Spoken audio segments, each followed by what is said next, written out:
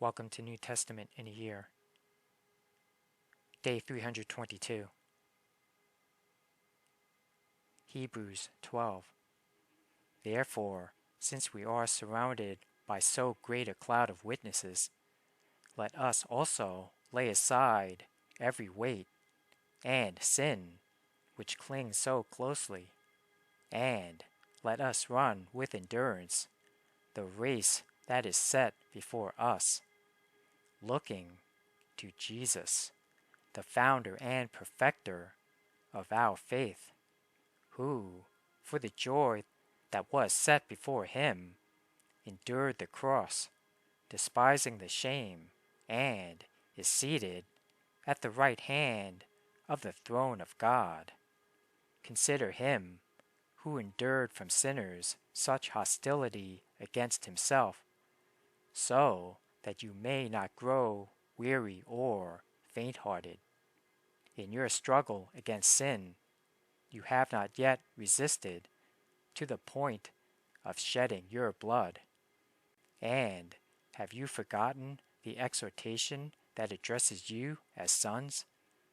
My son, do not regard lightly the discipline of the Lord, nor be weary when reproved by him. For the Lord disciplines the one he loves, and chastises every son whom he receives. It is for discipline that you have to endure. God is treating you as sons. For what son is there whom his father does not discipline? If you are left without discipline, in which all have participated, then you are illegitimate children and not sons.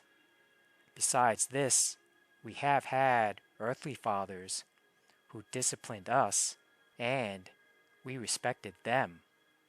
Shall we not much more be subject to the Father of spirits and live? For they disciplined us for a short time, as it seemed best to them. But he disciplines us for our good, that we may share his holiness.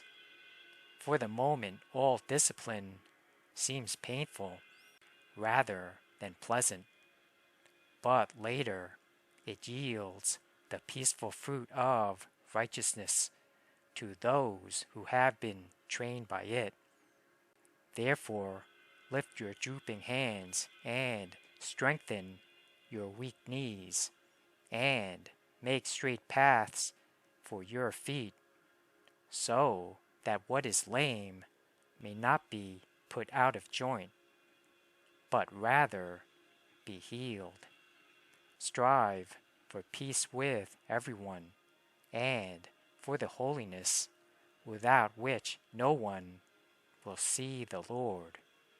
See to it that no one fails to obtain the grace of God, that no root of bitterness springs up and causes trouble, and by it many become defiled, that no one is sexually immoral or unholy like Esau, who sold his birthright for a single meal. For you know that afterward, when he desired to inherit the blessing, he was rejected, for he found no chance to repent, though he sought it with tears. For you have not come to what may be touched, a blazing fire and darkness and gloom and a tempest, and the sound of a trumpet and a voice whose words made the hearers beg that no further messages be spoken to them, for they could not endure the order that was given. If even a beast touches the mountain, it shall be stoned.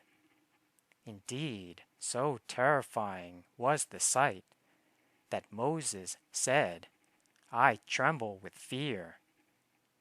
But you have come to Mount Zion and to the city of the living God, the heavenly Jerusalem, and to innumerable angels in festal gathering, and to the assembly of the firstborn who are enrolled in heaven, and to God, the judge of all, and to the spirits of the righteous made perfect, and to Jesus, the mediator of a new covenant, and to the sprinkled blood that speaks a better word than the blood of Abel. See that you do not refuse him who is speaking. For if they did not escape when they refused him who warned them on earth, much less will we escape if we reject him who warns from heaven.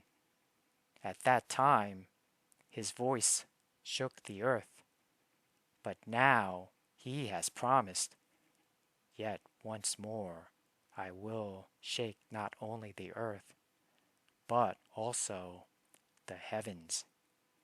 This phrase, yet once more, indicates the removal of things that are shaken, that is, things that have been made, in order that the things that cannot be shaken may remain.